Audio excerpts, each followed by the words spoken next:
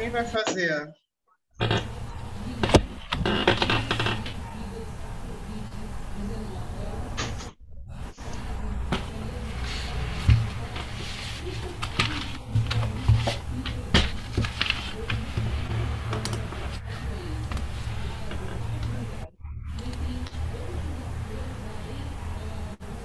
Quem vai fazer a prece? Para você escolher. É para eu escolher? Faz a prece, Glória.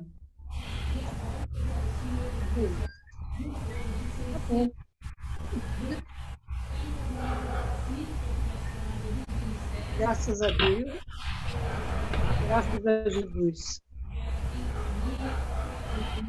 Jesus, aqui estamos nós, mais essa tarde, noite de estudo.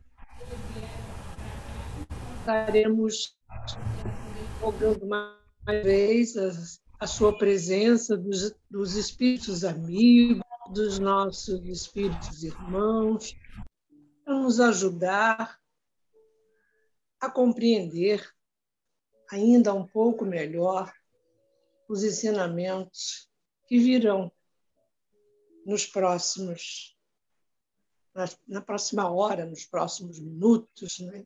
Que nós possamos dilatar o nosso entendimento, a atenção dele, para que possamos estar absorvendo todo esse ensinamento que nos chega, que tanto bem nos faz para o nosso crescimento, para a pacificação, para que nós possamos continuar firme na nossa caminhada em direção ao progresso de nossos espíritos. Que nós vamos assistir parados e que a Adriana seja assistida e inspirada durante toda a sua explanação, para que todos nós possamos aproveitar o máximo. Esse é o nosso pedido a Ti, Senhor. Graças a Deus, graças a Jesus, graças a Maria Santíssima. Amém.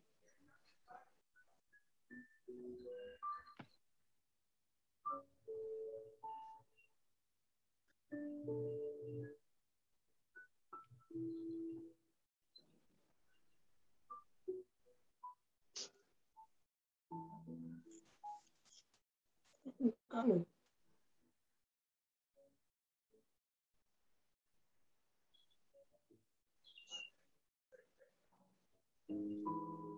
Estava muda, esqueci de desmutar, desculpa. Bom, então...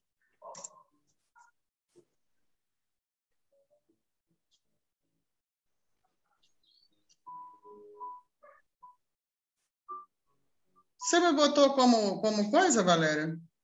Botei. Está aqui, você está visualizando a tela, mas não está aparecendo. É, estranho. Clica nela. Sai e entra de novo. Ah, agora foi. Também saía clicando em tudo. Tá aparecendo? Tá aparecendo direitinho. Bom, então vamos lá. Vamos dar início. Vamos continuar, então, com o nosso estudo, né, do Evangelho segundo o Espiritismo, que Kardec menciona como roteiro infalível para a felicidade vindoura. Nós estamos ainda trabalhando o capítulo 5, que fala da bem-aventurança das aflições. Eu sou tão apaixonada pela didática de Kardec que sempre que eu fizer algum estudo, vocês vão me perdoar, mas eu vou fazer a mesma coisa, porque eu acho assim, sensacional a forma como ele sistematiza assim, a lógica, né, com que ele sistematiza todas as obras, mas na questão agora dessa que a gente está estudando, né? Então, depois da introdução, né, com os objetivos da obra, o controle universal do ensino dos espíritos, as notícias históricas, os precursores da ideia cristã e do espiritismo, ele vem e nos traz, nos primeiros capítulos, as leis de Deus, trazidas, esclarecidas, colocadas em prática e desvendadas através das 3 revelações. Depois ele fala da vida futura, né, sem a qual nenhum dos preceitos morais que são abordados na obra teria sentido. Depois ele amplia a nossa visão da criação, da ideia de evolução, falando da progressão moral de cada espírito, da progressão dos mundos materiais e mentais, para então, em seguida, falar da reencarnação. Na verdade, esses capítulos iniciais são um verdadeiro roteiro, né, para ensinar o caminho para chegar à verdade e atingir a vida plena. E se a gente observar bem, esses primeiros capítulos nada mais são do que os princípios básicos da doutrina espírita. A existência de Deus, a imortalidade da alma, a comunicabilidade dos espíritos, a lei de evolução, né, reencarnação e a pluralidade dos mundos habitados. E por que é importante a gente ficar lembrando isso toda hora? Porque se a gente não tiver esses preceitos como base, nada do que se estuda a partir desses capítulos iniciais será compreendido. Então, qualquer coisa que a gente vá passar a estudar agora, tem sempre que lembrar disso. A existência de Deus, a imortalidade da alma, a comunicabilidade dos espíritos, a reencarnação e a pluralidade dos mundos habitados. Lembrando que nesse capítulo da pluralidade, ele fala não só dos mundos externos, né, materiais, como os mundos internos também, né? Então, isso é importantíssimo para a gente poder compreender. Lembrando, no início, assim, um resumão, né, do capítulo que a gente está, as aflições na Terra são os remédios da alma, elas salvam para o futuro, como uma operação cirúrgica dolorosa salva a vida de um doente e lhe devolve a saúde. É por isso que o Cristo disse, bem-aventurados os aflitos, pois eles serão consolados. E aí a gente, então, entra a partir do capítulo 5, ele vai começar a abordar realmente o ensino moral do Cristo, né? Então, até aqui a gente tem a base, né, o roteiro, para então entrar verdadeiramente no ensino moral com essa base. Por isso que eu gosto sempre de lembrar dessa base inicial. E hoje, então, a gente vai trabalhar o item 26 do capítulo 5, que fala das provas voluntárias e o verdadeiro silício. Lembrando que é importante a gente lembrar o que são provas e o que são expiações, porque as aflições nada mais são do que as nossas provas e ou expiações, né? Então, no livro Consolador, o Emmanuel nos traz, na questão 246, a diferença entre prova e expiação. A provação é a luta que ensina ao discípulo rebelde e preguiçoso a estrada do trabalho e a edificação espiritual. E a expiação é a pena imposta ao malfeitor que comete um crime. Na questão 247, é importante para esse item que a gente vai estudar. A lei da prova e da expiação é inflexível. E aí os espíritos, e o Emmanuel responde, aqui no caso desse livro, Emmanuel responde: os tribunais da justiça humana, apesar de imperfeitos, por vezes não comutam as penas e não beneficiam os delinquentes com os sursis. A inflexibilidade e a dureza não existem para a misericórdia divina, que, conforme a conduta do espírito encarnado, pode dispensar na lei em benefício do homem quando a sua existência já demonstre certas expressões do amor que cobre a multidão dos pecados. Então, Emmanuel já traz nessa questão do livro Consolador que a lei da prova e expiação não é uma coisa inflexível. Tá? E por que essas provas, né, já que a gente vai falar de prova e expiação, por que elas nos acontecem, né? Por que nós passamos pelas provas ou expiações? Porque nós temos isso aqui, né? O livre-arbítrio. Para nos auxiliar no processo ascensional, Deus nos concede o livre-arbítrio, uma vez que, se o homem tem liberdade de pensar, tem também a de agir. O uso do livre-arbítrio são ações que provocam reações no tempo e no espaço, é a lei de causa e efeito. A lei das provas é uma das maiores instituições universais para a distribuição dos benefícios divinos. E aí a gente entra propriamente, né, no item 26, onde já começa fazendo a pergunta. Perguntais se é lícito ao homem abrandar suas próprias provas. A gente acabou de ler na questão 247 do Consolador, que não é inflexível, né? Essa questão equivale a esta outra. É lícito àquele que se afoga cuidar de salvar-se? Àquele em que o espinho entrou retirá-lo? Ao que está doente chamar o médico? Eu achei muito interessante isso, que a gente vai ver lá para frente, que muita gente ainda vê a palavra resignação é assim, se a gente fosse resumir todo o capítulo 5, me pedissem para falar uma palavra que resume o capítulo 5, seria resignação. Só que muita gente ainda vê a resignação como algo, uma coisa assim, meio que de imobilismo, né? Uma aceitação, assim, eu mereço porque eu devo ter sido muito mal, não sei o quê. Mas não é isso. Galera, de novo não está passando. Não. Dá uma clicada. Clica de novo. Pronto. O que foi que eu ouvi? O que você está mexendo aí que está me boicotando? Eu? Nada, eu não posso mexer nada no teu... Vamos lá. Pode dar-se que um homem nasça em posição penosa e difícil precisamente para se ver obrigado a procurar meios de vencer as dificuldades. Então, essa frase já nos mostra que a resignação não é uma aceitação pacífica, né? O mérito consiste em sofrer sem murmurar as consequências dos males que lhe não seja possível evitar, em perseverar na luta, em se não desesperar, se não é bem-sucedido. Nunca, porém, uma negligência, que seria mais preguiça do que virtude. Por exemplo, a Madre Teresa de Calcutá disse que o seu grande desafio foi modificar a mentalidade dos indianos, que eles pensavam assim, se eu estou sofrendo assim é porque Deus quer me punir. E assim eles não faziam nada para mudar essa situação. Então, é uma grande pergunta, né? Você é resignado ou acomodado? Eu conheço muita gente que não gosta. Quando eu falo de resignação, fala, não, que me resignar, o quê? Eu não vou aceitar as coisas assim. Quer dizer, porque a pessoa ainda vê resignação como uma não ação. E não é. A resignação é uma atitude. É você compreender o porquê daquela aflição e fazer alguma coisa assim. É lícito você fazer alguma coisa para mudar aquela situação. O resignado entende a finalidade do sofrimento e sabe que muitas vezes depende dele produzir esforços para que ele possa atenuar os seus defeitos. O acomodado acha que tem que ser assim e não progride. A finalidade da dor é educativa. A gente vem vendo isso desde o início desse capítulo. A gente aprende que os métodos pedagógicos de Deus são a dor e o amor. Infelizmente, a gente ainda está num nível evolutivo que a gente vai muito mais pela dor do que pelo amor. Mas isso é uma escolha nossa. Então, não é uma punição, é uma consequência de um ato nosso, quer dizer, uma saída daquelas leis de Deus que a gente viu lá no início do livro, quer dizer, você sai daquela rota e aí alguma coisa acontece para que você volte para aquele roteiro, para aquele caminho, né, que Jesus veio mostrar. Por isso ele é chamado como caminho também, o caminho, verdade e a vida, né?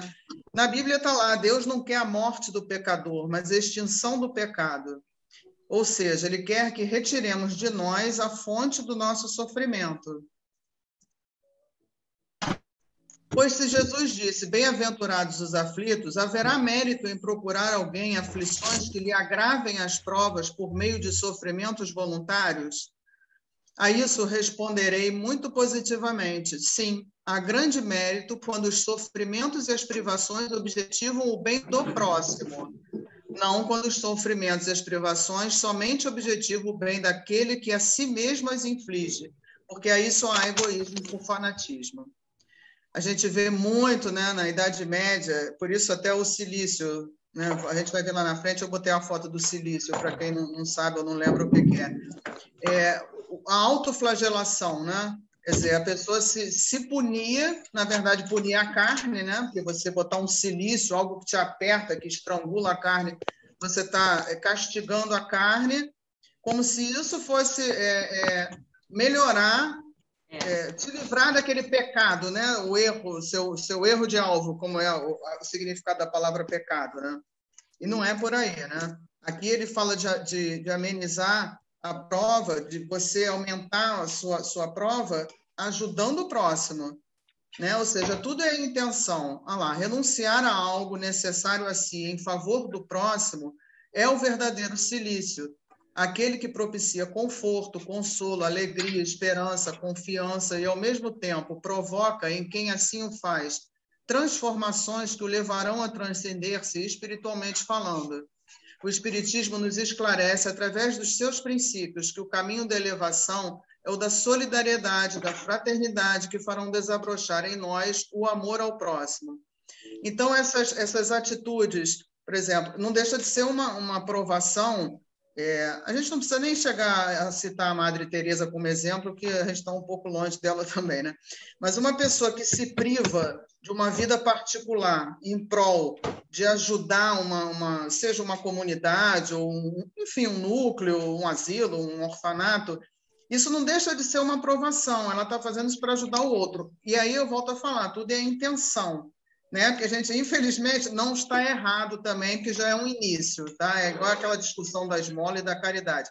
Já é um início, a pessoa fazer alguma coisa, mas tem muita gente que faz com essa intenção mesmo, entendeu? Para ficar bem aos olhos de Deus. Vamos dizer assim, bom, eu vou ali dar um cobertor, porque o pessoal até brinca, né? Vou ver se eu consigo uns bônus hora e tal, entendeu? Então, tudo é a intenção. Está errado? Não, é melhor do que não fazer nada, mas vá no sentido de ajudar. Você tem que levar amor fazer com amor por aquela pessoa. Então, se você se priva de algo para ajudar o próximo, isso é caracterizado como uma prova voluntária e é lícito, sim. Tá? Então, lembremos-nos sempre do exemplo do nosso mestre. Ele foi humilhado, caluniado, desprezado, incompreendido, abandonado, sofreu o martírio da cruz, manteve-se sempre autêntico, não cedendo aos princípios da época. Fez o que veio fazer com simplicidade, com humildade, com confiança, continuando a ser o modelo a ser seguido, o exemplo maior de como deve ser todo filho de Deus. Quer dizer, ele não tinha necessidade de passar por nada daquilo. Ele passou por tudo aquilo com o simples propósito de mostrar para a gente o caminho. Então, grande distinção cumpre a que se faça. Contentai-vos com as provas que Deus vos manda e não lhes aumenteis o volume, já de si por vezes tão pesado. Aceitá-las sem queixumes e com fé, eis tudo o que de vós exige ele. Não enfraqueçais o vosso corpo com privações inúteis e macerações sem objetivo, pois que necessitais de todas as vossas forças para cumprirdes a vossa missão de trabalhar na terra. Isso aqui também, não só entra o silício, como aqueles jejuns, aquelas coisas todas, ou seja, tudo tem um limite, você não pode prejudicar o seu corpo, né, em prol de algo que você julga ser maior, ser uma grande provação para a sua elevação. Não é por aí, porque o corpo nos é emprestado para a nossa evolução, então há que se cuidar dele. Né? Então, aquela coisa de autoflagelação, do silício, de você jejuar por centenas de dias, enfim. Enfraquecê-lo sem necessidade é um verdadeiro suicídio. Usai, mas não abuseis, tal é a lei. O abuso das melhores coisas tem a sua punição nas inevitáveis consequências que acarreta. Vós, porém, que vos retirais do mundo, aí ele vai falar do oposto também, né? Para lhes evitar seduções e viver no insulamento, que utilidade tendes na terra? Onde a vossa coragem nas provações, uma vez que fugis à luta e desertais do combate? Se quereis um cilício, aplicai-o às vossas almas e não aos vossos corpos. Mortificai o vosso espírito e não a vossa carne. Fustigai o vosso orgulho, recebei sem murmurar as humilhações. Flagiciai o vosso amor próprio. Enrijai-vos contra a dor da injúria e da calúnia, mais pungente do que a dor física. Aí tendes o verdadeiro cilício, cujas feridas vos serão contadas, porque atestarão a vossa coragem e a vossa submissão à vontade de Deus. Isso está nesse capítulo do Evangelho segundo o Espiritismo, O Anjo Guardião, Paris, 1863. Quer dizer, aqui ele fala toda hora disso que eu estou falando, né? Tinha-se uma visão da autoflagelação física, né? Do corpo físico, quando, na verdade, o que a gente tem que submeter ao cilício, né, simbolicamente, é a alma, né, e não o corpo. Então, as provas têm por fim exercitar a inteligência tanto quanto a paciência e a resignação. Esse é o objetivo das provas. né? E é o que eu falo, se a gente não tiver na cabeça, a gente não raciocinar com aqueles 5 princípios básicos da doutrina espírita, nada disso tem sentido. Então, toda hora a gente tem que lembrar daquilo, né? Existência de Deus, claro, acredito que isso seja o que a gente menos esquece, mas o resto, normalmente a gente não se vê como espírito imortal. Nós ainda, no nível evolutivo que nós estamos, nós ainda somos muito matéria. Então, a gente age como se essa pessoa que está aqui agora fôssemos o nosso verdadeiro eu. Não é. Isso aqui é um instante da nossa existência, né? Eu não sou a Adriana, a Valéria não é a Valéria. Nós estamos momentaneamente com essa personalidade, a fim de burilar algo que o nosso espírito, que é algo muito maior do que isso que a gente está aqui no momento apresentando, né? Se vendo, e raramente a gente vê isso. Por isso a gente ainda sofre tanto com coisas tão transitórias. É impressionante como a gente ainda se aborrece, se entristece, as pessoas se suicidam porque ficam um vazio existencial, porque vivem presas a esse instante, a esse eu que é absolutamente transitório. Então, recordando, né, a palavra silício refere-se ao cinto ou cordão de crina ou arame fino colocados sobre a pele, está ele ali. Imagina isso. Como é que não devia ser horrível? Para mortificação e penitência, cinto eriçado de cerdas ou correntes de ferro cheio de pontas, com que os penitentes cingiam o corpo diretamente sobre a pele, muito usado no passado para pagar pecados ou afugentar tentações.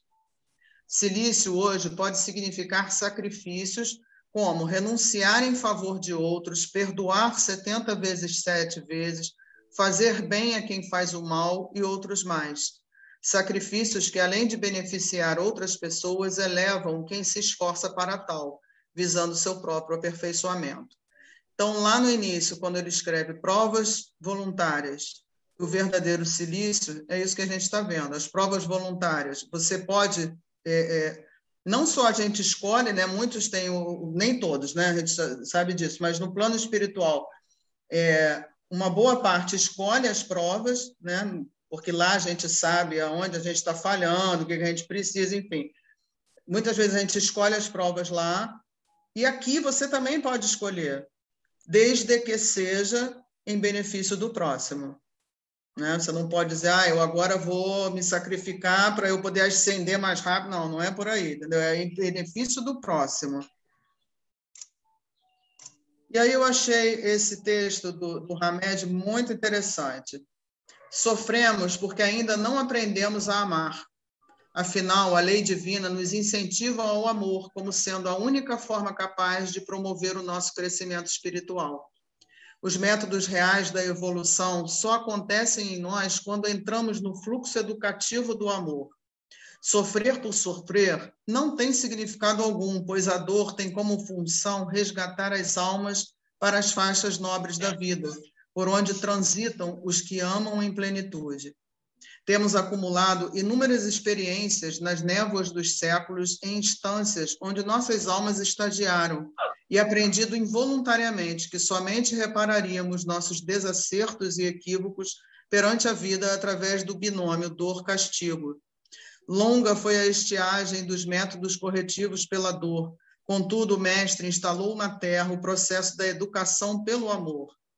Apesar de Jesus ter invalidado a lei do tal crime, tal castigo, ela ainda prevalece para todos os seres humanos que não encontraram no amor uma forma de viver e pensar. Realmente, durante muito tempo, a dor terá função dentro dos imperativos da vida, estimulando as pessoas às mudanças e às renovações, por não aceitarem que o amor muda e renova, e, portanto, utiliza-se dos cilícios mentais como meios de suplícios e tormentos para se autopunirem, pondo assim em prática toda a sua ideologia de exaltação à falta, à punição. Crenças não são simplesmente credos, máximas ou estímulos religiosos, mas também princípios orientadores de fé e de ideias que nos proporcionam direção na vida. São verdadeiras forças que poderão limitar ou ampliar a criação do bem em nossa existência. Mudar para o amor como método de crescimento reformulando ideias e reestruturando os valores antigos, é sairmos da posição de vítimas, mártires ou pobres coitados, facilitando a sintonização com as correntes sutis e amoráveis dos espíritos nobres que subiram na escala do universo amando. Podemos, sim, sutilizar nossas energias kármicas amando ou desgastá-las penosamente se continuarmos a reafirmar nossas crenças punitivas do passado. Reforçar o espinho cravado ou não retirá-lo é opção nossa. Lembremos-nos, porém, de que ideias arraigadas e adotadas seriamente por nós tendem a motivar-lhes a própria concretização. Isso está no livro Renovando Atitudes do Hamed, Amar, Não Sofrer. Quer dizer, esse texto mostra como a gente ainda tem arraigado dentro de nós, lá no mesmo que você diga, não, eu não vejo mais Deus como um Deus punitivo, eu sei que tudo que me acontece é consequência do que eu faço, mas lá no fundo a gente ainda tem essa ideia da punição, sim. Entendeu? A gente ainda traz isso, tanto que a gente fala brincando, mas é verdade. O que será que eu fiz para Deus para merecer isso? Né? A gente vive falando isso, meu Deus, será que eu mereço isso? Quando a gente sabe que merece, porque nada nos acontece à toa, entendeu? Nem porque Deus implicou com a sua cara e resolveu fazer um monte de maldade com você. Não, você está passando por aquilo que você optou por passar. A gente está vendo isso o tempo todo, todas essas aflições, as causas das aflições, sejam agora ou anteriores, tudo que a gente viu nesse capítulo até então, entendeu? As pessoas que acabam falindo, apelando para o suicídio, quer dizer, isso tudo a gente já está cansado de saber que são consequências dos nossos atos, que como a gente não optou ainda pelo amor, como Jesus veio ensinar, a gente é levado a aprender através da dor, não tem jeito, porque a gente tem que aprender, porque Deus é justo. E eu encerro com esse capítulo aqui do livro Opinião Espírita, Silício e Vida. Silícios para ganhar os céus. A infinita bondade abençoe a quem os pratique de boa fé. No entanto, convém recordar que o apelo divino solicita misericórdia e não sacrifício. Nessa legenda, a lógica espírita aconselha disciplinas edificantes e não rigores inúteis, austeridades que rendam educação e progresso, regimes que frutifiquem compreensão e beneficência, cooperação por escola e trabalho, exprimindo aprendizado espontâneo. Quando tenhas uma hora disponível, acima do repouso que te restaure, canaliza atenção e força para que se atenuem os sofrimentos da retaguarda. Um minuto de carinho para com os alienados mentais ensina a preservar o próprio juízo. Alguns momentos de serviço, junto ao leito dos paralíticos, articulam preciosa aula de paciência. Simples visita ao hospital diminui ilusões. Cozinhar prato humilde a benefício dos que não conseguem assegurar a subsistência impele a corrigir os excessos da mesa. Costurar em socorro dos que tremem desnudos auxilia a esquecer extravagâncias de vestuários. Entregar voluntariamente algum recurso nos lares desprotegidos, criando reconforto e esperança, imuniza contra o flagelo da usura e contra a voragem do desperdício. Amparar em pessoa aos que vagam sem rumo ensina respeito ao lar que nos aconchega. Silícios para conquistar os talentos celestes. Façamos aqueles que se transfigurem nas obras de fraternidade e elevação, por melhorarem a vida, melhorando a nós mesmos. Não ignoramos que tanto o planeta terrestre quanto as criaturas que o povoam jazem vivos, em pleno céu. Entretanto, jamais contemplaremos a luz divina do céu que nos circunda sem acendê-la dentro de nós. Ou seja, esse texto todo resume que silício e prova sempre para o espírito e sempre no sentido de ajudar o próximo, ou seja, uma palavra resume, né? Amor ao próximo. E era isso.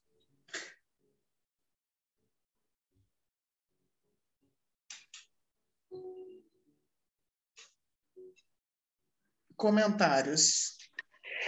Vamos para o ringue. Você vê muito nos filmes, Adriana, esse silício usado como penitência, né? Sim, na Idade Média usava direto. É o silício e aqueles chicotes que vão se batendo até sangrar, uma coisa horrível. Então aquilo não servia de nada? Não. O pessoal sacou à toa? Servia momentaneamente para eles acharem que tinham se penitenciado de que estavam livres do pecado. Entendeu? Aquilo amenizava a consciência momentaneamente, entendeu? Porque eles sabiam que estavam errados e aí faziam aquilo no sentido de pagar aquele erro. Mas isso não adianta nada, porque, como eu falei lá, a gente tem que se ver como espírito imortal. Aquilo ali era um momento da existência. Não adianta você sacrificar o corpo. A título de ilustração, quem quiser ver, no filme O Código da Vinci, aparece um padre, inclusive, de uma ordem, fazendo esse ritual de sacrifício nele. É interessante o filme. Muitos até, assim, pode falar, Jorge. Não. Não pode falar, completa. Não, que não é nem tanto só da Idade Média, né? É uma coisa que eu não sei nem se até hoje ainda se faz isso. Sim, a gente não sabe, né? Tem algumas o obscurantismo é muito grande. Por exemplo, não estou fazendo uma crítica, tá? Eu só me lembrei. Tem uma ala do evangélico, que são tantas que eu não entendo, que eles fazem o jejum nesse sentido. É diferente do jejum praticado em algumas crenças orientais, que é mais no sentido de limpar, entendeu? Tanto é que não é um jejum absoluto, bebe água, é diferente, é um outro jejum. Mas tem uma linha aí do evangélico, eu não sei qual é, que eles fazem o jejum no sentido de limpar dos pecados. Entendeu? É uma barganha, na verdade. Exatamente. O espírito se utiliza, né? Para ficar bem com a sua consciência, né? Ele com a sua consciência, entendeu? Que na verdade não resolve nada. Agora, quando em muitos casos, né, abrandava também a necessidade, vamos dizer assim, de prazer que muitos tinham e que achavam que seria pecado, né? E aí, não tenha dúvida. Então eles se desgastavam através desses silícios, né? Das chicotadas ou das aramadas, né? E aquilo retirava o vigor físico, né? Então você fisicamente você deprimia, caía, né? Ficava sem energia para poder realizar aquilo que a sua mente desejava, mas que a sua mente dizia que era pecado para você, né? Sim. Ou seja, estava sacrificando o corpo, né? Na verdade, é uma coisa momentânea, porque você sacrifica o corpo.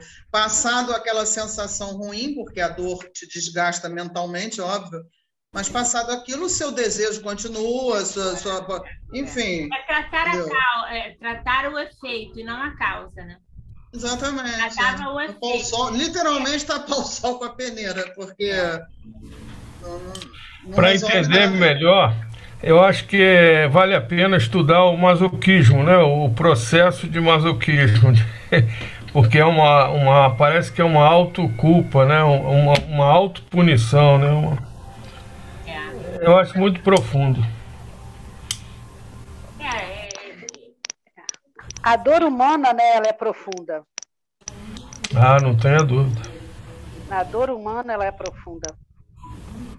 Mas a dor moral, ela é muito pior, entendeu? Então, eu acho que você acaba causando uma dor física justamente para você desviar. Assim como a gente faz muito no próprio corpo, né? Por exemplo, isso não é brincadeira não, gente, é sério. Muita gente, antigamente, quando eu comecei a fazer medicina lá em 1900 e bolinha, você dava a injeção de água destilada no músculo, que dói pra caramba, para amenizar a dor do cálculo renal, ou seja, você desvia a dor, entendeu? Você gera uma dor maior para desviar. Então, eu acho que esses sacrifícios, né, essas penitências no corpo físico, na verdade, o objetivo era esse também, quer dizer, você está com uma dor moral muito grande, né, porque você está se sentindo em pecado, seja lá qual for, e aí você gerando uma dor física, naquele momento você meio que esquece a outra, né, ou ameniza a outra, enfim.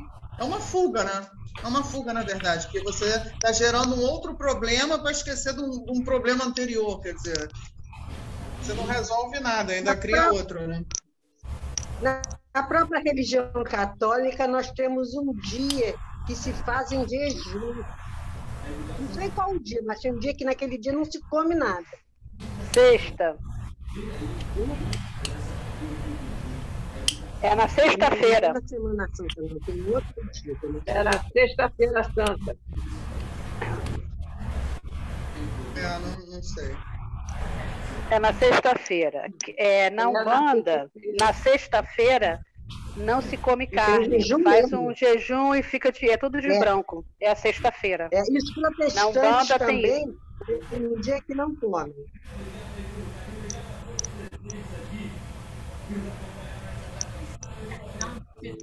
Coisas que as pessoas colocam para si, né, para adaptar o que, na verdade, é o comódio. Então, é mais fácil, né, você ir para o corpo e é o lance de a carne é fraca. A carne não é fraca. Está lá. Na mente, né? A carne é fraca porque o espírito é fraco. É ele que comanda. Então, mas você ainda não entendeu de vez que você é um espírito imortal, e para aqueles que desconhecem isso, né, continua valendo. Então, a gente vê isso acontecer.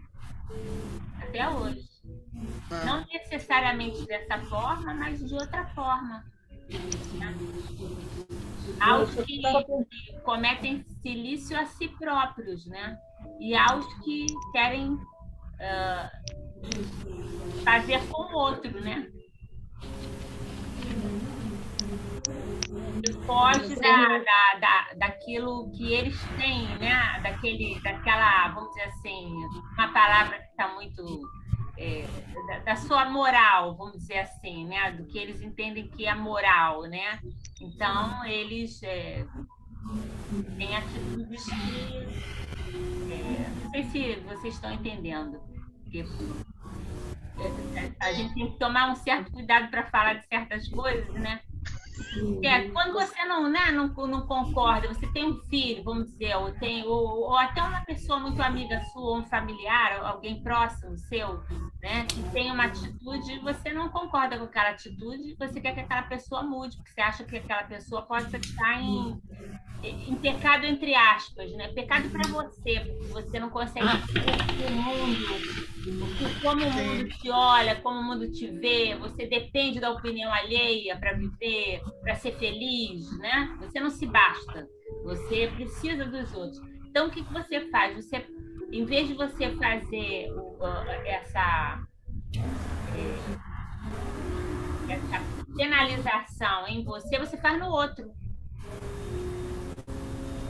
Você castiga o outro, né? Castiga o outro porque ele está fora daquilo que você julga certo. Está fora da casinha, fora do seu quadrado. Então, você castiga o outro.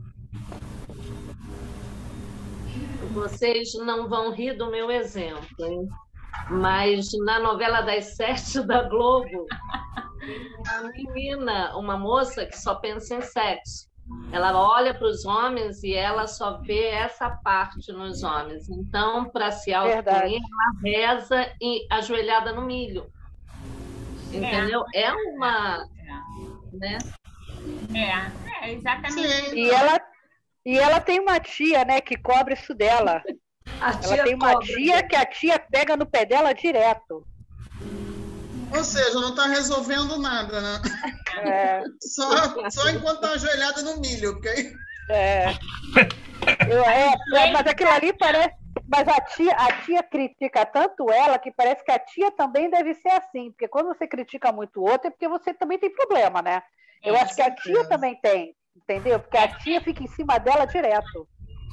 Sempre que a gente se incomoda muito com o que o outro está fazendo, com o que o outro falou, com o que o outro isso, é porque aquilo está diretamente ligado a gente, né? Como a Valéria falou, assim, ainda não entendeu. As pessoas fazem essas coisas e ainda não entendeu. Por que eu vou me castigar desse jeito? Me escada da Penha de joelho, como disse a Maurina na aula passada. Por que eu vou fazer isso comigo se eu sei que isso não vai me adiantar de nada? Eu acho que é uma questão de entendimento, né? De compreensão, porque a pessoa ainda não entendeu. Né? Não entendeu. Mas aquelas pessoas que são fanáticas, elas não aceitam, entendeu? Esse raciocínio. Elas não conseguem considerar isso. Não é falta de entendimento isso? Sim, mas é por isso que eu sempre chatamente começo com aqueles princípios básicos. Se você não tiver em mente aquilo, você acha que ajoelhar no milho vai resolver, que o silício vai resolver, entendeu? Porque você vive o aqui, o agora, e para a maioria das pessoas que não tem como filosofia de vida, vamos botar assim, né? Porque fica chato, não tem essa religião, aquela. Enfim, as pessoas que não acreditam na imortalidade da alma, na pluralidade das existências, não tem porquê, entendeu? Ela acha que o que tem que corrigir é isso aqui, que está aqui agora. Eu sou isso, nasci isso, vou morrer isso e acabou, vai acabar a minha existência. Então é uma coisa mais rápida, né? Você fazer uma transformação moral é algo que demora muito mais. Então você fazer algo no corpo é mais rápido, né? E ameniza a consciência momentaneamente. Não resolve nada, só alivia a consciência no momento. E quem não se vê como um espírito imortal, é isso que eu estou falando, não é? Porque a partir do momento que você sabe que aquilo ali é uma coisa que está acontecendo agora, por algo que você ainda precisa aprender, o que vai adiantar eu ficar ajoelhada no milho? Só se for ficar refletindo, aí pode ser. Você não vai conseguir, né? Porque o joelho vai doer tanto que você não vai conseguir. Vai doer tanto que eu não vou conseguir meditar para ver onde é que está o problema. Agora, eu acho um pouquinho diferente essa pessoa, o exemplo da que ajoelha no milho, e muitas vezes a devoção de uma pessoa que sobe a escada da Penha. Pessoas humildes, dependendo do nível dela, do nível cultural. Às vezes, aquilo é de uma devoção que eu duvido que ela não seja atendida, entendeu? Agora, é diferente você confundir isso com o masoquismo. É o interior da pessoa. É o interior da pessoa. Mas aí o objetivo é diferente. É igual as pessoas, por exemplo, que gostam de acender uma vela. Não tem problema nenhum. Qualquer atitude, mesmo a gente sabendo que é um simbolismo, que não há necessidade.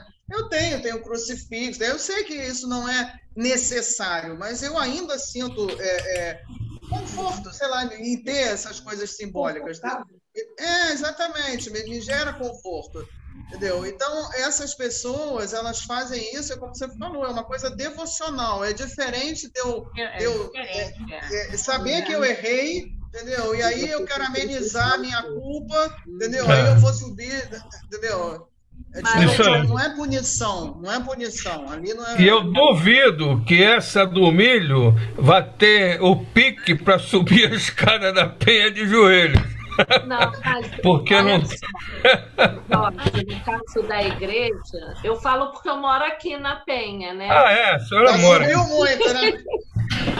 As pessoas geralmente faziam promessas assim, de se ficassem, o filho ficasse curado, se alguém, né? O objetivo, apesar da promessa ser uma barganha, né? Que a gente não concorda muito, mas era como pagamento da promessa, como muita gente faz indo à igreja, a Nossa Senhora da Aparecida. Muita gente paga a promessa. É um de gratidão, né? É o nível das pessoas. O que ela pode dar naquele momento é aquilo. Aí as pessoas subiam. Mas aí o objetivo é outro, não é por ir assim. É agradecer a Nossa Senhora da Penha pela graça recebida. Entendeu? Era uma forma. na questão da questão do silício, né, sacerdotes, né, muito envolvidos com essa questão, né, antiga, né, lá de trás, né, não havia por meio daqueles que o rodeavam, né, que estavam dentro daquela, vamos dizer assim, uma instituição religiosa, um esclarecimento, um diálogo confortador, não é? Para poder retirar daquela pessoa aquela ideia negativa de pecado. O que havia para eles era um Deus punitivo. Então, eles rodavam e não conseguiam sair dali. Não havia ninguém que tirasse eles dessa situação, né? Então, a alma que já traz em si essa questão, esses nós profundos, né, de culpa, não só daquela existência, mas de outras, né, se somam, que não é apagado de nós. Nós apenas não lembramos, em parte, mas aquilo ressoa dentro de nós, através das nossas tendências. Então, quem trabalha muito isso, Valéria, é a Joana de Ângeles. Ela fala muito disso. Ela não gosta da palavra culpa, ela usa responsabilidade. Porque se você internaliza essa questão da culpa, você boicota a sua própria felicidade. Porque no seu íntimo, você não se julga merecedor de ser feliz. Que você sabe que você já cometeu muitos erros, que você enfim, você não merece a felicidade, porque você já pecou muito. A gente vem de milhares. A gente está falando da Idade Média, mas éramos nós lá, né? Também aqueles que estavam junto de nós, que poderiam nos orientar, nos ajudar, nos estender a mão, eles diziam: você é culpado, arrependa-se, você é culpado. Sim, é minha culpa, minha máxima culpa. Aquilo cada vez mais entrava dentro de você, né? Então, para você furar aquilo, né? Você sair daquela situação que te colocaram e que você próprio se colocou e permitiu que te colocassem, é difícil. Então precisa ter um Jesus que vem, né? E dá a mão, né? Estende a mão e tira você daquela situação que você se encontra e te coloca no outro patamar, né? Você sobe um degrau. Para você poder sair da escuridão, para você poder ver alguma coisa. Quem está ali está na sombra. É o que aquele texto ali, é o que aquele texto do Hamed fala, né? A gente tem que sair dessa coisa da dor, punição, né? Para te punir, tudo é punição, não. Jesus vem justamente mostrar a outra face, né? O amor. Chega de ficar nesse círculo, né? Porque parece um cachorro correndo atrás do rabo. Entendeu? Porque você cria, você tentando fugir de algo que você julga que é uma punição, você cria outros problemas para você. Porque a partir do momento que eu estou me autoflagelando, eu também estou prejudicando, é o que ele fala, eu estou prejudicando o meu corpo, que me foi emprestado para o meu espírito evoluir. Então, eu já vou adquirir mais uma dívida, e assim vai, quer dizer, você não sai daquilo. É o que o texto que você passou aí, ele diz, né? O apelo divino, ele solicita a misericórdia e não o sacrifício. Exatamente. Agora, essa história da culpa, ela foi um instrumento de poder durante muito tempo, né? Ah, sim, por isso que está arraigada na gente. Até a gente se livrar disso. A gente, quer dizer, pelo que eu observo, né, na parte da religião evangélica, não todas, né, mas algumas, elas justamente fazem as pessoas temerem a Deus, não amar a Deus, temer. Sim. Eles até usam esse termo, temente a Deus. Exatamente, temer, não amar, temer. E através desse medo, né, você acaba, enfim, enveredando, né, por um fanatismo, por uma coisa que só é prejudicial.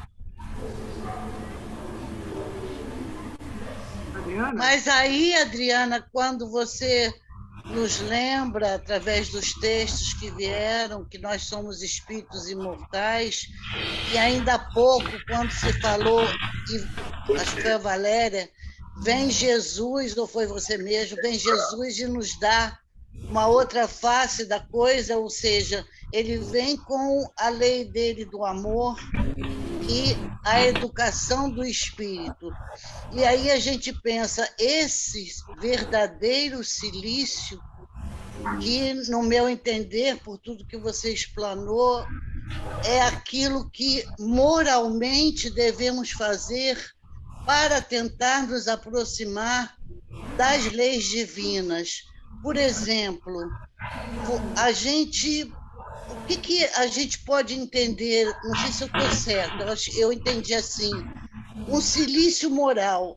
Eu sou orgulhosa demais, eu tenho muitos melindres, alguém me diz uma coisa que não cai bem para mim, que eu acho que ela está errada, que aí vem aquela coisa, fulana foi ingrata comigo. Eu preciso moralmente, por educação, pela moral que o Cristo trouxe, eu preciso trabalhar em mim esse orgulho que me faz me melindrar com as coisas. E não só o orgulho, todas as outras as vicissitudes que a gente tem, né? Isso é mais complicado, sim, porque requer trabalho, reforma íntima. Mas é o último texto que eu botei daquele livro. Ele dá exemplos, disciplinas, né? Você vai dar roupa para ver como é que você é perdulário, tem roupa para caramba. Você vai dar comida para valorizar que você tenha comida e tal. Enfim, esses são os silícios morais, vamos dizer assim. São os verdadeiros silícios. E são bem difíceis. Mas são muito mais difíceis. Por isso que o do corpo ainda é usado por muita gente. O do corpo é muito mais fácil. As nossas provas são o nosso silício. As nossas provas. O que chega para a gente, né? A vida que se apresenta para a gente, as situações, as circunstâncias, os problemas, as dores, esse é o nosso silício. Então, se a gente souber olhar, a gente vai tirar um aprendizado. Vai sofrer? Vai sofrer. Né? Mas a gente já vai entender, assim, para lidar com essa situação que se apresenta, eu vou ter que mudar. E a situação não vai mudar. Quem vai ter que mudar sou eu, né? Se eu tenho uma doença, me aparece uma doença, eu vou ter que mudar. E a doença está plantada ali. Então eu vou ter que mudar para sofrer menos. E eu não me resigno, como a Adriana falou no início, né? Você vai se revoltar. E quando você se revolta, sofre muito mais. A dor é muito maior do que a que deveria ser.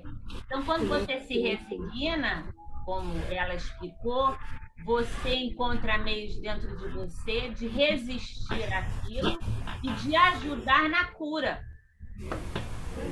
Realizando atos práticos, concretos, ou também orações, pensamentos positivos.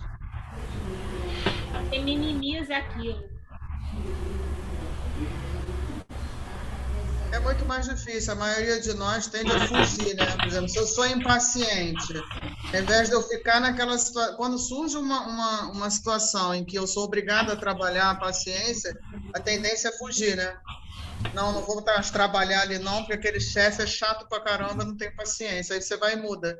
Quer dizer, perdeu a oportunidade, né, de usar o silício moral, como você falou, Tereza. Quer dizer, aquilo vai me doer no início, vai ser uma tortura... Entendeu? Eu vou ter que aguentar, vou ter que aprender, mas é um aprendizado. Mas é mais fácil a gente fugir, né? Ou então ajoelhar no milho, que aí dói o joelho, você esquece o chefe momentaneamente. Seguir a educação moral do Cristo, né? É difícil, mas tem que ser. Nós não temos outra saída, né? Olha, eu nem vou entrar nesse assunto porque é muito extenso, mas a própria crucificação, a gente lê em vários lugares que ele não sofreu, ele não sentiu absolutamente nada, que um dos objetivos era esse, inclusive. Apesar de toda a tortura, a flagelação do corpo, enfim, tudo, a gente olha para aquela cena horrorosa, né? Sangue, espinho na cabeça, não sei o que lá. Tanto é que muitos dos cristãos primitivos, eles morriam, não é morrer com prazer, mas eles não sofriam. Apesar da gente olhar, achar tudo absurdo, né? Eles sendo queimados, sendo devorados, muitos iam cantando, muitos iam... Por quê? Porque entenderam a mensagem de amor. Que aquilo ali é o corpo. Entendeu? Então, a grande mensagem ali... Né? A comunicação exatamente, é o corpo. Que eles entravam em êxtase. Exatamente, não sente mais nada. Eles entravam em... Jesus é outro patamar, mas, né, os outros... eu gosto de citar eles porque para a gente ver como é mais possível, né? Você aumenta o teu nível de consciência, né? Você sai desse nível de consciência. Exatamente, você não sente. Outro patamar, você não sente. Você sabe tudo que você até sente, mas aquilo não te causa dor, você sente. Exatamente, olha, a nossa mente, a gente não precisa ir tão longe assim, a gente vê os faquirs, eles deitam um troço cheio de prego e não sente nada. Isso é controle mental, é você conseguir sair, entendeu? Claro que depois fica marquinha e tal, mas é como a Valéria falou, não é um sofrimento como a gente vê, entendeu? Aquela imagem toda que bota, e os filmes ainda gostam de aumentar mais ainda, né? Tem aquele cara que eu esqueci o nome agora, que sai até pedaço de carne de Jesus. É uma coisa que nos choca, mas a ideia justamente era mostrar isso. Ele é maior do que aquele corpo físico ali. Então pode trucidar, pode fazer o que quiser, entendeu? Que a mensagem, quer dizer, o eu verdadeiro, né? O espírito, ele se sobrepõe àquilo tudo. E assim os primeiros cristãos fizeram. Adriana?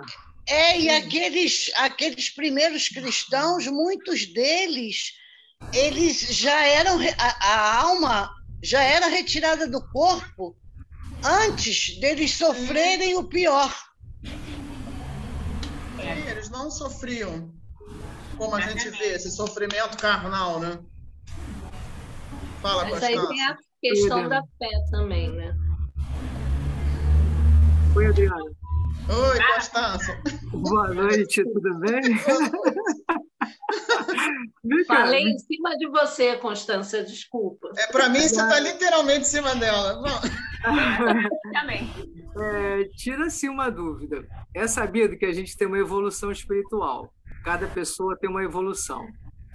Vamos pegar uma pessoa que queira sentir o sofrimento através da dor física. Para ela acha que aquilo é necessário. Por um tempo.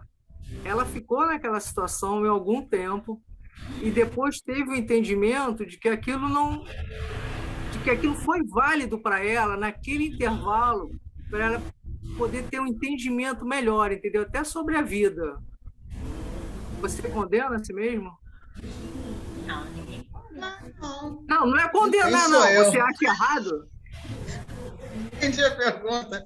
Eu entendi. Não sou eu condeno. Não é você condenar, não é condenar. Eu acho o seguinte, porque, tipo assim, a gente está falando... Só um instantinho. A gente está falando assim, que tudo... eu também acho errado, entendeu? Mas, de repente, aquele foi um meio que aquela pessoa encontrou, mas não ficou. Foi um meio provisório, não foi uma coisa constante, entendeu? E a gente não sabe a vida de ninguém, entendeu? Então, de repente, a pessoa ficou sozinha e aquela foi a solução que ela achou naquele instante. Não que seja uma coisa permanente. Eu acho que tudo é a intenção, entendeu? Se ela, eu não sei por que motivo nem o que foi, mas se ela optou, por exemplo, para se isolar um tempo, para refletir, e aquilo trouxe um benefício moral para ela, eu acho super válido. Entendeu? Porque foi um tempo. Outra coisa eu ter dificuldade de me relacionar, entendeu? E eu não estou mais afim de ficar perto de ninguém, aí eu me isolo e vou passar a minha vida inteira lá no Tibete, no alto do morro, sozinha, numa cabana, entendeu? Isso não vai me acrescentar em nada nessa encarnação. porque eu preciso me relacionar com as pessoas para aprender. Por isso que a gente encarna, senão não precisava encarnar. Entendeu? A gente precisa dessa relação. Outra coisa, o negócio que a Dorothy trouxe da novela, eu não vejo, mas eu entendi que tem uma tia aí que deve ser Carola e ficou brigando a sobrinha porque tem desejos sexuais o tempo todo a ficar ajoelhada no milho. Isso aí, ela não está resolvendo nada, ela vai continuar ajoelhada no milho até porque o problema mesmo ela não está resolvendo. Entendeu? Por que ela tem esses desejos? Que desejos são esses? Estão certos? Não, ninguém aborda isso. Está querendo castigar porque ela tem o desejo. Né? Então, você não está melhorando, você não está adiantando nada. Você está desviando, está tentando desviar o assunto. Entendeu? Por exemplo, você não pode querer que alguém faça dieta. Agora eu estou inventando um negócio, fiquei chocada com isso. Você que é dentista. Um negócio imã, que a pessoa não consegue abrir a boca. Agora você vê isso, gente. Quer dizer, a pessoa não tem uma consciência para aprender a se reeducar, não comer. Tem que botar um imã, igual um bicho, para eu não abrir a boca, para não comer. Quer dizer, aí você vai dizer, mas você é contra? Depende, você vai usar isso a vida inteira, você pode até, assim, vamos tentar fazer uma reeducação, vamos usar por um mês um negocinho, de vez em quando você liga, e aí depois você vai saindo. Até pode ser, entendeu? Mas a gente não pode jogar só para o corpo, entendeu? Algo que não é do... Nós não somos seres materiais, nós somos seres espirituais. É isso que a gente tem que botar sempre na cabeça. A gente está no corpo, mas nós não somos corpo. Então eu não posso jogar para o corpo a culpa, como a Valéria falou, da carne é fraca. Eu não como porque minha boca abre. A minha boca abre porque eu quero abrir. Eu não preciso de um imã para ela não abrir. Eu preciso ter força de vontade para ela não abrir. Entendeu? Então, a partir do momento que eu boto é igual o cinto de castidade. Quer dizer, eu tenho desejos sexuais, aí eu vou botar um cinto de castidade. Que educação é essa do espírito que eu estou fazendo? Nenhuma. Entendeu? Então, eu acho que tudo é a intenção. Você quer fugir do problema, eu acho errado. Agora, você quer dar um tempo, parar para pensar, para refletir, para tentar mudar, aí seja lá o que for, entendeu? Se for para o seu progresso moral, aí eu acho válido. Entendi, valeu.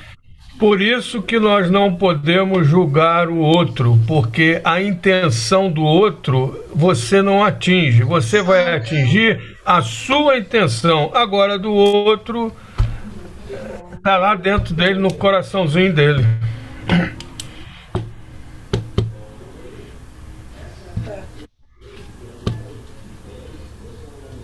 É complicado, né? É porque as pessoas complicam, né? A gente complica, né?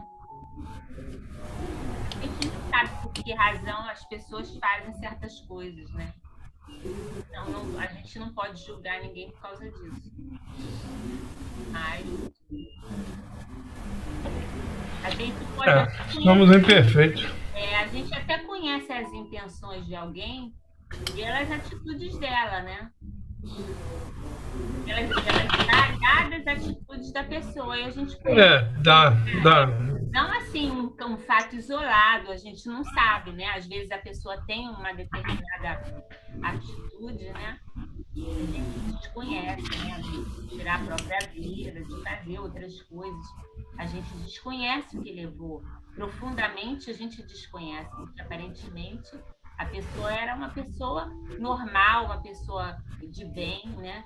E você jamais imaginaria que... Então você desconhece. Aí, às vezes, outras pessoas falam assim, mas é porque aconteceu isso com ela. E dá uma razão, dá um motivo, né? Para ela ter feito isso. Mas nós temos tantos motivos na vida, se a gente for justificar que fez uma coisa por causa do outro, né? A gente sabe que não é verdadeiro, a gente faz por causa da gente, né? A gente não aceita, é isso aí. Né?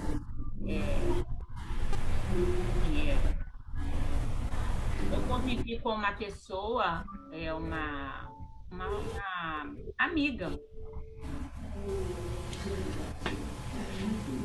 Muito tempo, muitos anos, ela tinha os filhos da idade do meu filho, do filho Cabo, muitos anos. E num dado momento da vida, ela era uma vizinha minha, ela se mudou, foi para São Paulo, o marido teve que ir para São Paulo, ele era médico, e eles foram morar em São Paulo e continuamos nos falando e tudo. Um belo dia eu soube pelos jornais da TV que havia tido uma explosão no prédio e a pessoa tinha se suicidado e colocou os 2 filhos, era ela.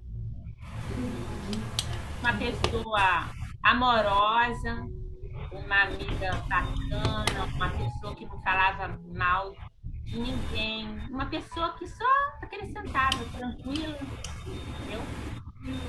Boa gente, uma pessoa muito bacana, foi um choque. Então, a gente realmente, em certos casos, são coisas tão profundas que você desconhece, né? Mas a razão é sempre em nós. E, se fosse assim, todo dia nós encontraríamos uma justificativa para fazer alguma coisa, né? Porque todo dia alguém nos amola, né? Todo dia alguém nos impacienta. Todo dia alguém fala alguma coisa que é desagradável de nós ouvirmos. Se a gente for assim, a própria vida que vai ficar, né? Tá paralisada, né? O nosso progresso fica paralisado, né? E voltando para o que a Tereza falou, a gente tem que aproveitar esses silícios aí, pegar isso aí e fazer disso um silício. Então, a pessoa está te perturbando, opa, peraí, vamos ver por que eu estou perturbada com essa pessoa. Por exemplo, eu dei o exemplo do melindre. Vamos ver por que essa pessoa me melindra. Isso é você com você mesmo, não é com o outro, porque a gente tem essa mania também, né? Por que você fala assim comigo? É olhar para dentro, né? Por que essa pessoa me irrita? Por que quem grita me irrita? Por que quem fala baixo me irrita? Sei lá, por que quem não fala me irrita? Tem sempre algo que te irrita mais, entendeu? Mas o problema está em você, não está na pessoa, né? Porque senão irritaria todo mundo, mas nem todos ficam irritados com aquela pessoa, né? A gente vê isso hoje em dia gritante, é uma coisa gritante, é o que a Rosane falou, quando você se irrita com outra, que a coisa, ele está te mostrando algo. A gente vê aí agora a questão dos homossexuais, isso é um absurdo. O que a vida da pessoa está afetando você a ponto de ter gente que mata a pessoa? Não, um ódio que você não consegue entender. Quer dizer, aquela criatura está te chamando a atenção para algo que você não quer ver, porque ele não está fazendo nada para você. Entendeu? Ele não está te atingindo em nada, ele está vivendo a vida dele do jeito que ele quer. Você que está se incomodando com a vida dele. Né? Então, é para parar. Por que aquilo me irrita tanto? Por que aquilo me enoja? Ou por que eu não aceito? Sei lá, é para a gente olhar. Então, matar o outro. Olha a solução que se encontra, né? Ele está me incomodando, eu mato ele. Pronto, acabou meu problema. E Adriana, assim, a nossa sociedade ela está tão doente que o índio incomoda, o idoso incomoda, a criança que tem síndrome de Down incomoda. É tudo impressionante. Incomoda. Tudo incomoda. A mulher incomoda, né? Você vê como está tendo morte de mulher, né? Como as mulheres estão sendo mortas. Entendeu? A sociedade, vou te contar, está doente, né? A nossa sociedade está doente. Sim. Então, tudo incomoda, tudo, é impressionante. O preconceito é geral. O cachorro, o gato. Você viu o cachorro do homem tá passeando com o cachorro, rosnou pro cachorro do outro, o outro atirou no cachorro. Fiquei chocada. Meu Deus, agora é tudo assim. Quer dizer, você me incomoda, eu vou lá dar um tiro em você. É isso aí. Não há diálogo, né? Não há conversa, há agressão. O outro não te agradou, você vai lá e mata. Pronto, você resolve assim. As coisas estão sendo resolvidas dessa forma, né? O diálogo está sendo a violência. A intolerância está tão grande que é com violência que está sendo resolvida.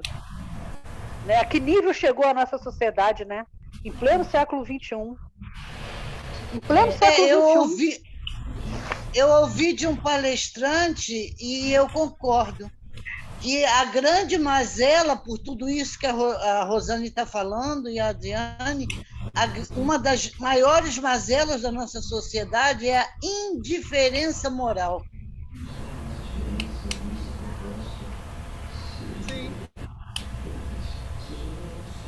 É intolerância, né?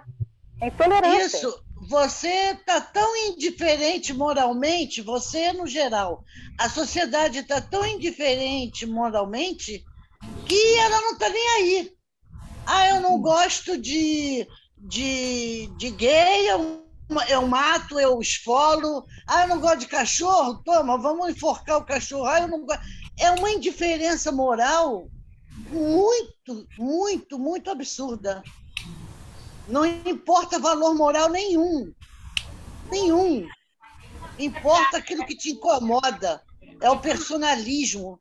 Exatamente, é isso que eu ia falar. É o personalismo, é o individualismo. As pessoas estão cada vez mais individualistas egoístas. Entendeu? Não existe o outro. Entendeu? A ideia do coletivo se desfaz cada vez mais e o problema é resolvido assim, para fora. Esse olhar para fora que a gente está falando, né? Quer dizer, eu não gosto de cachorro, por quê? O que eu tenho que o cachorro me incomoda? Por que o cachorro do vizinho não pode rosnar para o meu? Entendeu? O gay me incomoda por quê? Tem gente que fala porque ele é alegre e você não. Eu já ouvi isso e muitas vezes acho que é verdade, entendeu?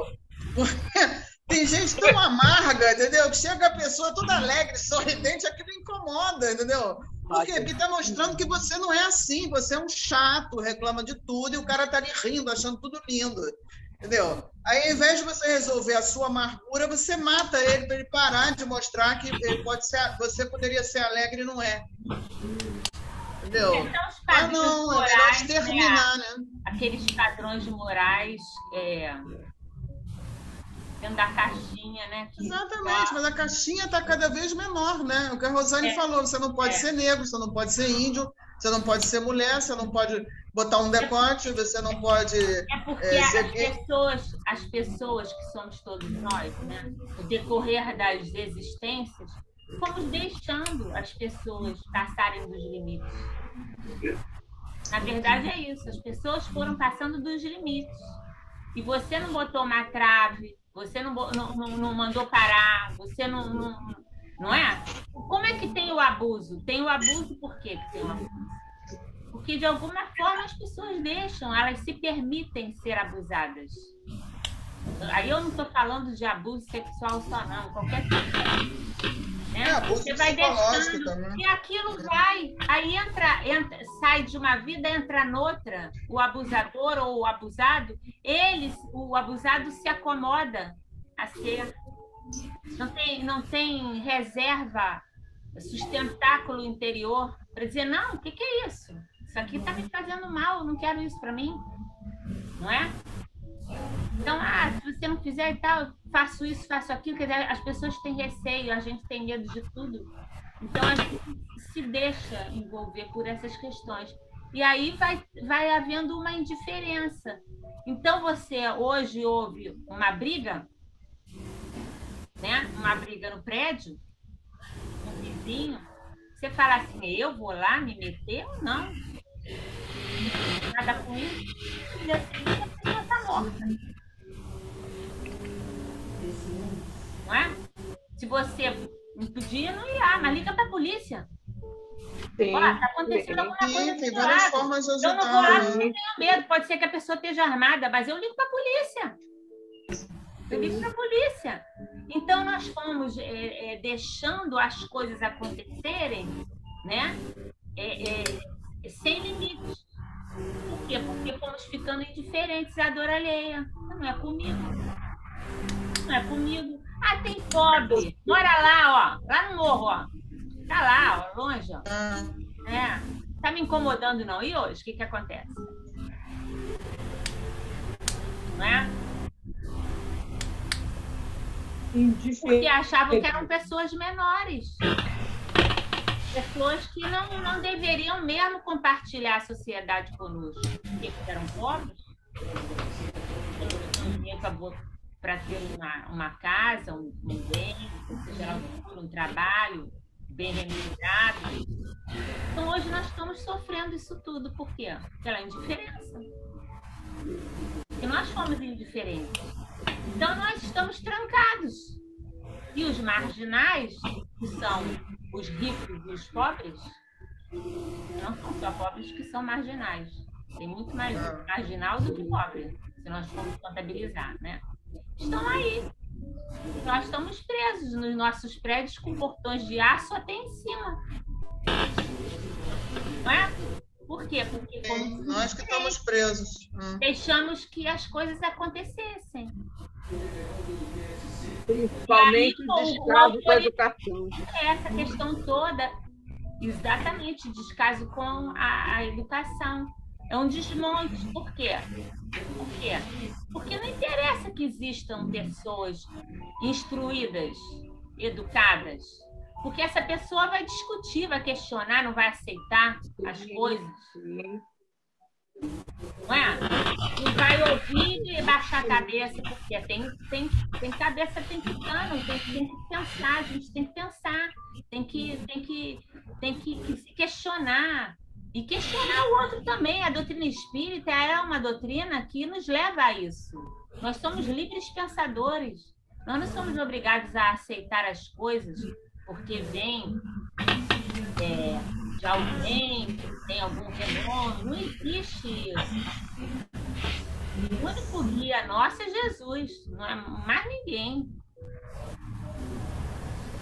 Muitas vezes nós vemos em religiões, aí, né, a gente está falando de todas as religiões, as pessoas colocarem determinadas formas, né, enquadramentos, né, porque favorece o pensamento delas, mas isso não está escrito em lugar nenhum. Ela que escreve. Está aqui para isso, para pensar, para ver se é bom para a gente. Não é tudo que é bom para a gente, não. A gente tem que ter isso, tem que ter essa análise, né? Para depois não ficar com culpa, né? Porque tudo aquilo que eu não fiz e que poderia ter feito vai me causar a tal da culpa, que vai se transformar em doenças e enfermidades e vai nos aprisionar, né? Então, nós somos responsáveis.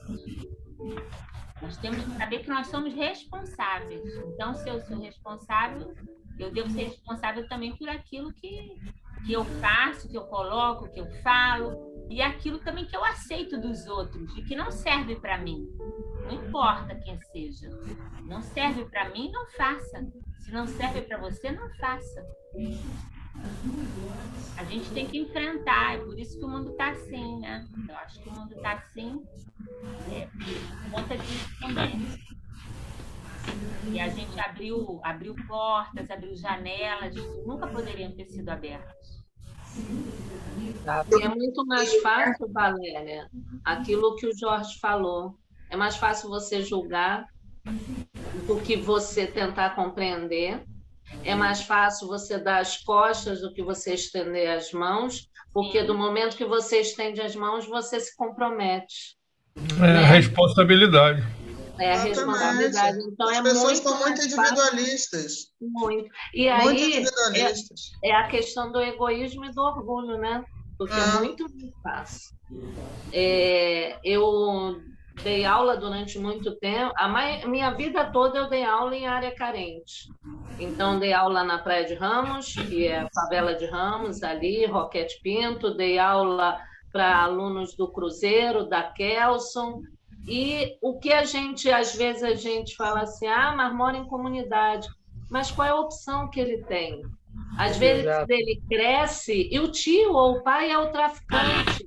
A vida que ele aprende é aquela vida. E você tentar desconstruir aqueles conceitos, às vezes é muito difícil. Quantas vezes eu tinha aluno que chegava para mim... Tive um que virou para mim e falou assim, professora, eu já fui preso, eu roubava muito. Hoje eu estou tranquilo, eu só roubo 10 celulares. Ele estava tranquilo, quer dizer, ele roubava muito mais. Entendeu? E aí conversava até de morte, de religião. O que você acredita? Você acha que isso está certo? Você acha que é certo você roubar? Às vezes a pessoa compra com tanto sacrifício. Aí eu brincava, eu falei, eu comprei o meu parcelado. Aí você chega e leva. Olha que sensação ruim para mim, que não sei o quê. Então, a gente tenta desconstruir, mas ele está crescendo naquele meio ali, infelizmente. Mas também fique claro que toda favela não é de bandido. E é o que muita gente vê. mora em comunidade, é traficante, é bandido, não. São muitas pessoas que são... Os palacetes de Brasília estão repletos deles, né? De bandidos. Bandidos com instrução, bandidos gravatinha. com conta bancária, né? No Brasil, e aí, fora do Brasil, né? Então eles não eu vejo meu pai fazendo isso, é o melhor, meu professor, né? Meu pai rouba, tem um cargo importante e desvia dinheiro, por que eu não vou tentar também fazer igual? Exatamente, é a mesma estrutura. Só que tem uma diferença, né? Aquele que nasceu lá na comunidade, ele não teve as oportunidades. As oportunidades. Outro teve. Então, a responsabilidade do que detém o poder, que realiza os maiores crimes que se pode com uma caneta, né? Ele é muito mais responsável do que aqueles que realizam, que matam, que roubam, entendeu? Por algum tipo de necessidade que nós desconhecemos, porque nós não sabemos profundamente a história daquela pessoa. Agora, sabemos que ela tem necessidades que o outro lá não tem. Não teve. E, ao contrário, teve muito mais oportunidade, né, de seguir no caminho do bem do que seguir no caminho do crime ou de outros caminhos. Mas a estrutura toda da sociedade ela é voltada para criminalizar esse da comunidade e enaltecer, colocar no poder aqueles que são, vamos dizer assim, não são pessoas corretas, mas que estão amparados por um grupo imenso de pessoas que também não são corretas e que querem se manter no poder e que não querem que essa estrutura acabe. É o que alguém aí falou. Enquanto a gente não aprender, não valorizar a vida, verdadeiramente a vida, como a gente aprende dentro do Espiritismo, né? Pensar como o Espiritismo nos pede que pensa, agir como o Espiritismo nos pede que a gente haja, né? Cumprir as nossas tarefas como os Espiritismo que nós cobramos com os ensinamentos de Jesus, nós não vamos mudar o mundo, porque vamos eleger esse tipo de pessoas, ou vamos colocar no poder, em empresas, em todos os cantos, pessoas que pensam pequeno, porque é só para os deles. Não pensam o país, não pensam o país, né? Com a cabeça de quem quer melhorar e fazer progredir todos, né? Mas foi o que alguém falou aí, que a nossa sociedade ela está doente.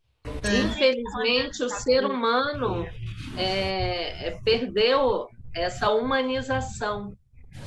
Sim, não olha para o outro, não olha para o outro. Ele escolhe aquele que mais sintoniza com ele.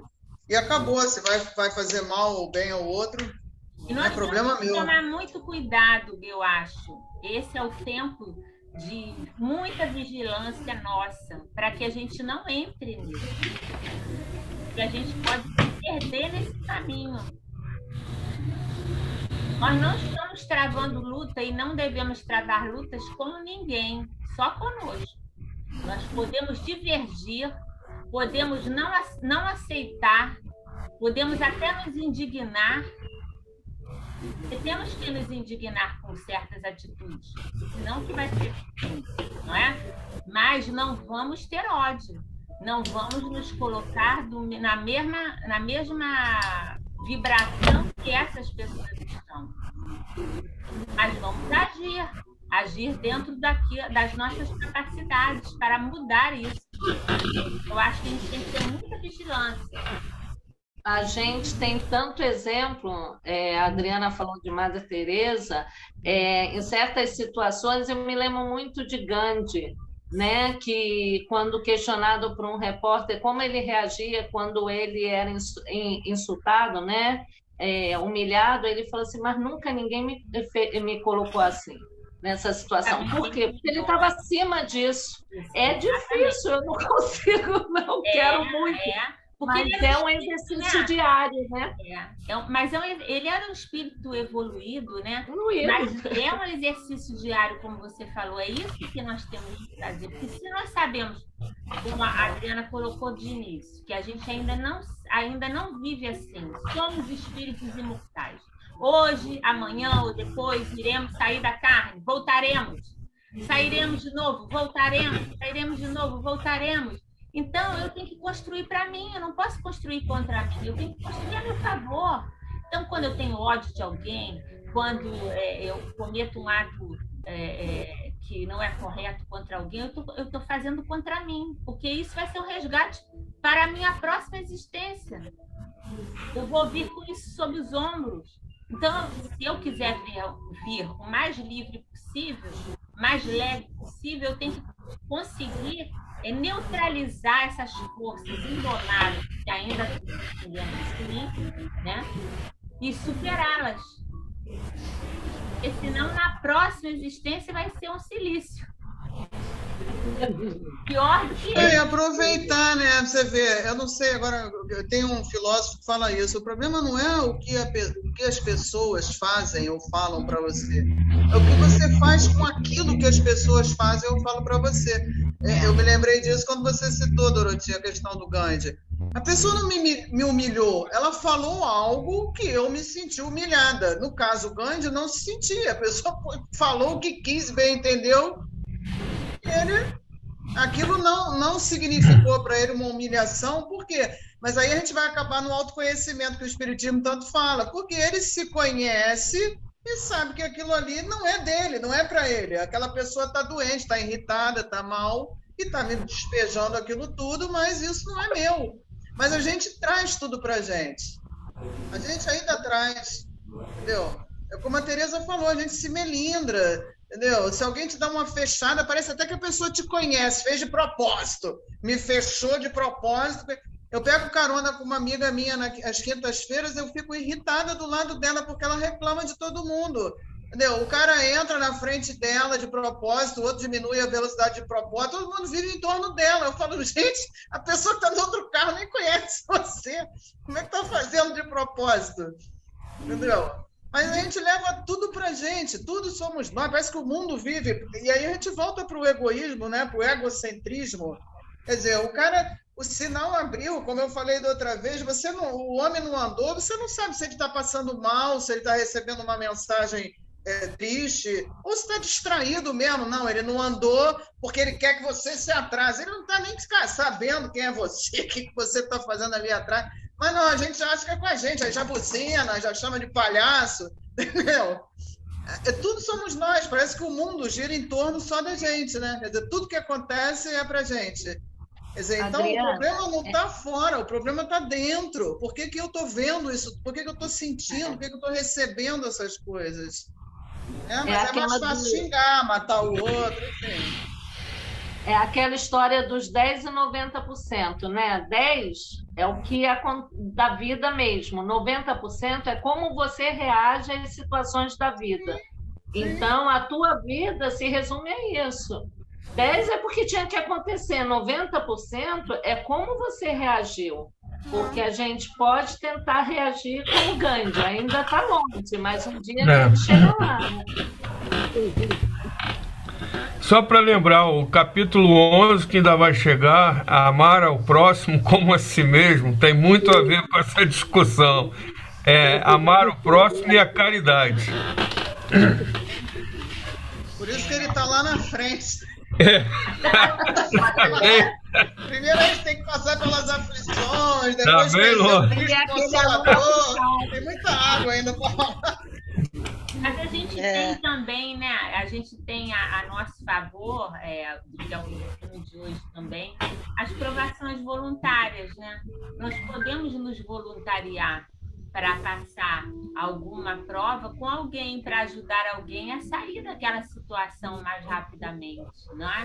No momento que você dá a mão a alguém e tenta ajudar, uma parte daqueles problemas que a pessoa enfrenta, ela divide com você e você também é obrigada a analisar aquilo, a sentir aquilo, a se colocar no lugar da pessoa, né? Auxiliando.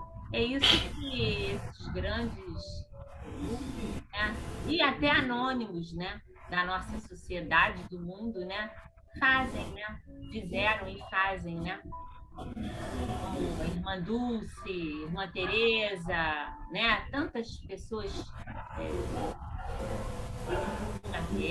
enfim, tantas Gandhi, tantas, né, Teresa, né, tantas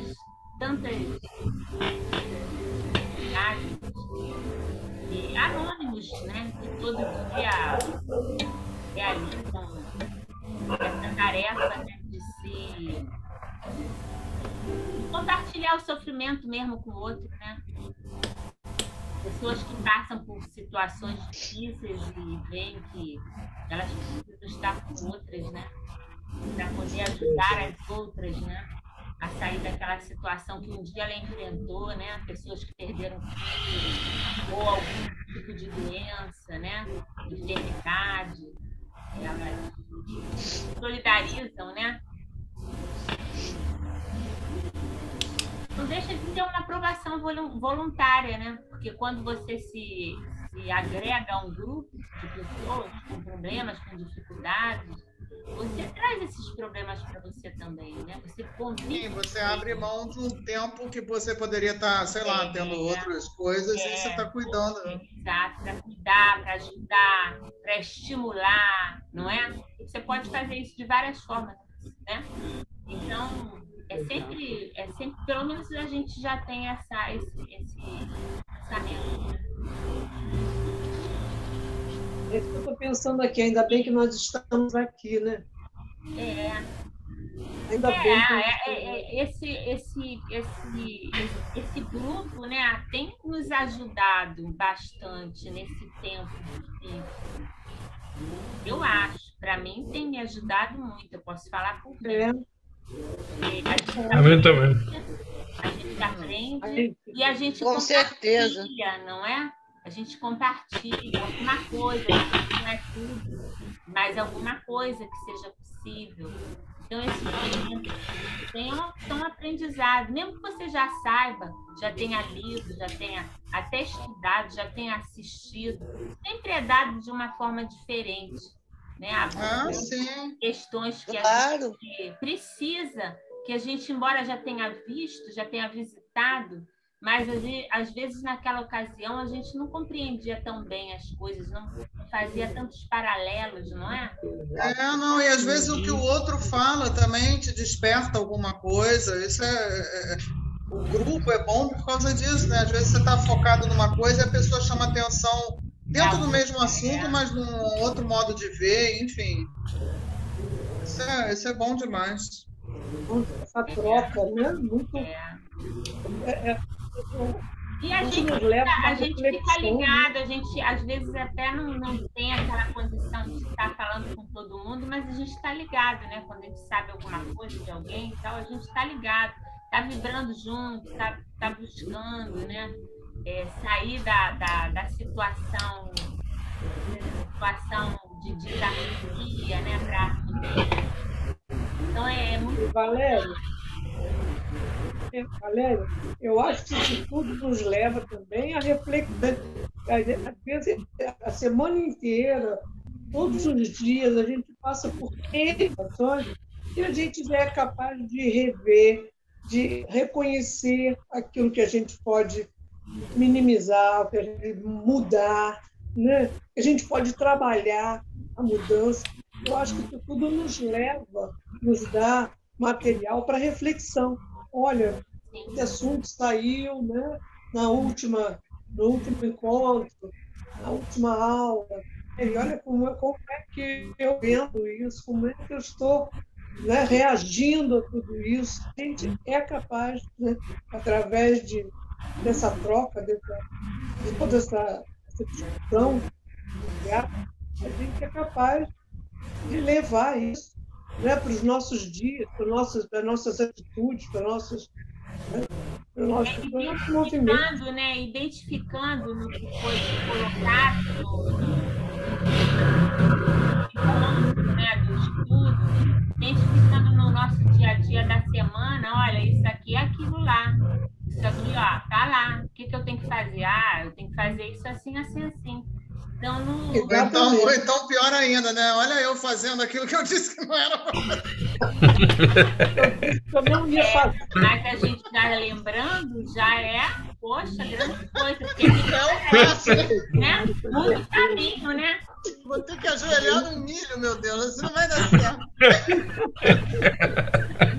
Pois é, aí, eu não quero ficar de joelho no milho.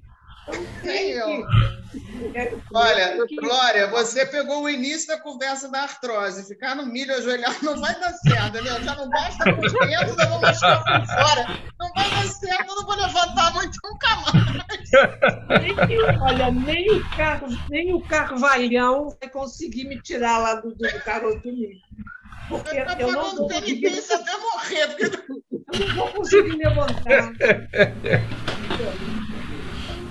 O melhor é eu prestar atenção no que eu estou fazendo. É melhor, é mais fácil. A cidade de milho não dá mais, não. Reconhecer que não devia ter feito já é o início do caminho. Claro. Agora, o problema é que a gente reconhece e repete. Reconhece e repete. Aí não dá, né? Aí está errando consciente. É pior ainda, o problema mais difícil é esse, é a gente sair desse automatismo, ter força, vontade firme, né? Para sair desse automatismo. É ele que, né, faz a gente voltar. É a reação, né? A questão de você reagir, não reagir. A gente tem que agir. Porque por mais que seja parecido, semelhante que nos acontece, existe sempre uma diferença. Então, a gente também tem que ter uma diferença na forma de responder, né? As coisas acontecem para isso, né? Afinal, a gente, enfim, dá trabalho, mas tem que fazer, né? Dá trabalho mesmo. Não tem jeito. E a gente se pega mesmo, né? Falando, pô, fiz de novo. Reclamei de novo. Fui impaciente de novo. Com a mesma pessoa, pelo mesmo motivo? Com a mesma pessoa, pelo mesmo motivo. E quanto mais a gente precisa de paciência, mais coloca a gente do nosso lado. Valéria, é aquela assim, não peça paciência, porque você pode contar. É aquela história, a gente pede paciência, Deus dá situações para a gente colocar a paciência em prática. Então a gente tem que ter cuidado melhor não pedir. Que a gente pede. É melhor não pedir. Ele já sabe que a gente precisa. A gente engana Deus. Olha, eu já sou paciente, tá? Não precisa mandar mais nada, não.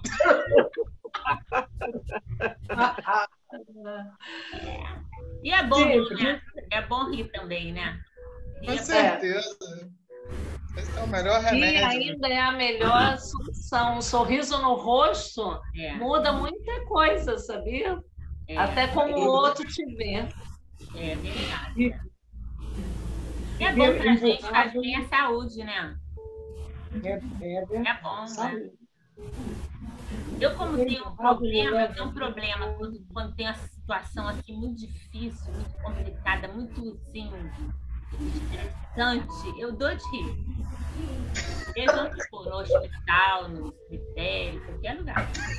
Eu dou de rir. Mas aí é um outro preciso, né? Diferente.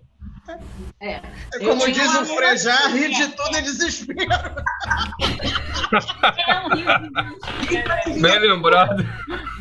É um rio de desespero. Mas eu procuro rir, sim, eu procuro rir em casa. Mesmo quando não tá, as coisas não estão muito boas, eu procuro dar umas gargalhadas, assim. Aí é bom, aí fica legal, fica legal.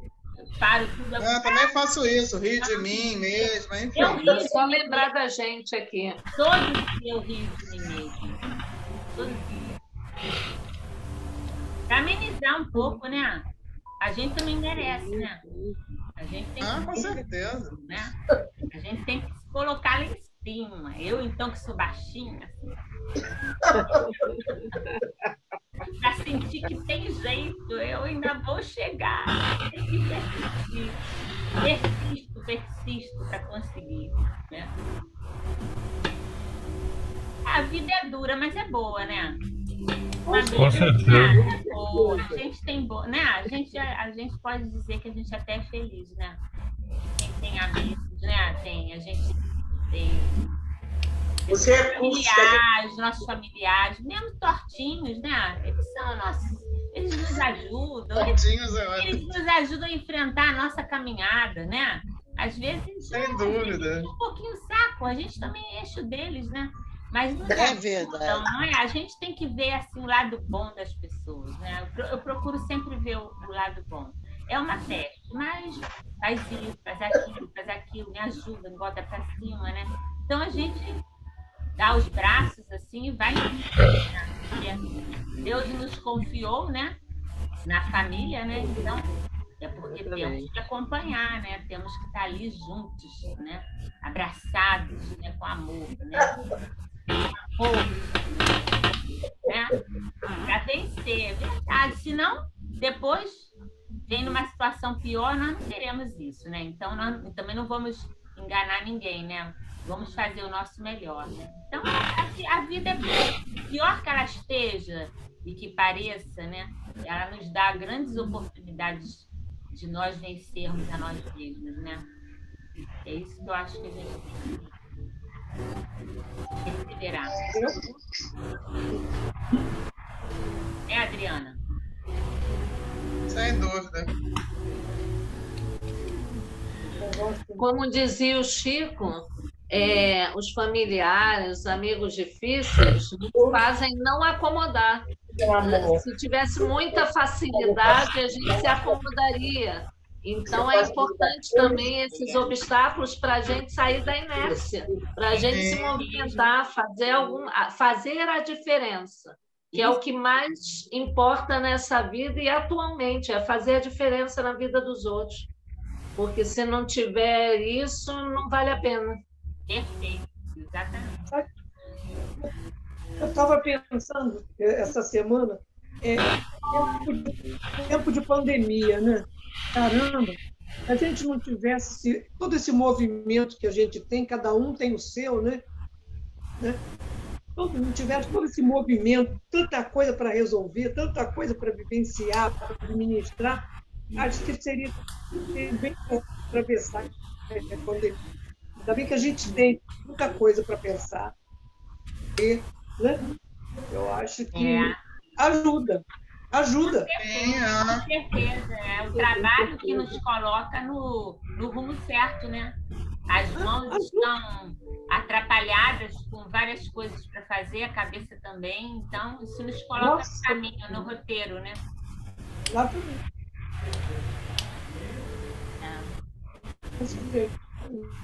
É um grande remédio. Adriana, quando quiser, já um minutinho para a nossa aula. Você que Vamos. Vou fazer então a prece para a gente encerrar. Graças a Deus, graças a Ti, Mestre Jesus. Gratos estamos por esta oportunidade de estarmos juntos, conversando, refletindo sobre aquilo que viestes nos ensinar. Dai-nos a força necessária para que consigamos aproveitar todas as oportunidades que nos são trazidas para nosso crescimento espiritual. Envolva-nos com a Tua luz, que tenhamos todos uma semana de muita paz. Graças a Deus, graças a Ti, Jesus. Graças a Deus. Foi ótimo. Que assim seja. Amigos, boa noite. Bom final de semana, boa semana para todos. Obrigado, Adriana. Igualmente, pessoal. Obrigado, tá? Obrigado. Semana toda. Obrigado, Adriana. Até a semana. Uma boa noite para todos. Boa noite Tchau, a Tereza. todos. Tchau. Boa semana. Tchau, gente. Tchau, beijos. Muito obrigada. Obrigada a vocês. Fiquem com Deus. Não está aparecendo.